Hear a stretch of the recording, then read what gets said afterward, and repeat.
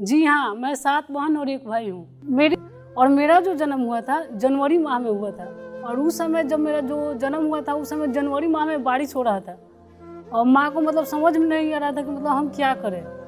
तो फिर पापा जी माँ को समझाते कि देखो इन लोग को हम लोग को ज़्यादा ध्यान देना पड़ेगा, क्योंकि अगर हम लोग थोड़ा सा भी लापरवाह करेंगे तो ये मर जाएंगी, और मर जाएंगी तो पूरा मतलब गांव मोहल्ला हम लोग को हंस के निहाल कर देगा, बोलेगा कि बेटी हुई थी तो इसीलिए ही छोड़ दिया और इसलिए ही मर गई। हम लोग को हीन दृष्टि से देखते थे, और ऐसे मतलब ताने भाव में पूछते थे कि कितनी बहन हो, तो हम बोलते थे 7 बहन और 1 भाई। तो बोलते थे बाप रे, ये तो कमल सिंह के रोआ बेच के खा जाइए सन।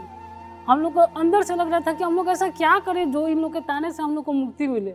जब मेरी दीदी का मतलब सबसे बड़ी वाली दीदी का फर्स्ट बार एसएसबी में चयन हुआ, परिवार में काफ़ी खुशी का माहौल था, क्योंकि दीदी जब मतलब आई छुट्टी में तो वो वर्दी में आई थी। वर्दी में जब आई थी घर पे तो पूरा आसपास गांव वाला देख रहा था, वाह कमल सिंह की बेटी आई है, कमल सिंह की बेटी आई है।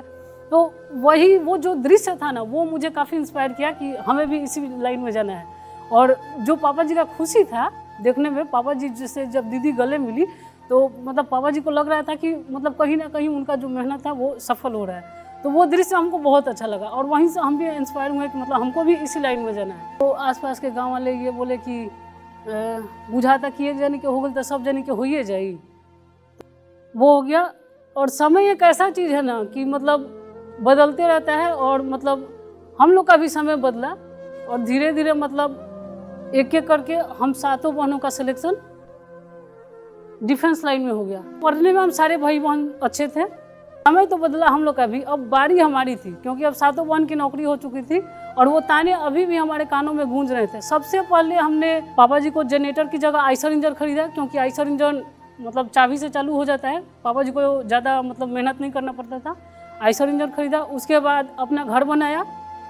और जो बोले थे लोग कि मतलब दूर दूर बेचवा दी हो सन, तो हम लोगों ने बीघा में ज़मीन खरीदा उन लोगों को दिखाने के लिए कि देखो तुम लोगों ने आज, तुम ही लोग की वजह से, तुम लोग के ताने की वजह से आज हम लोग यहाँ तक आ गए।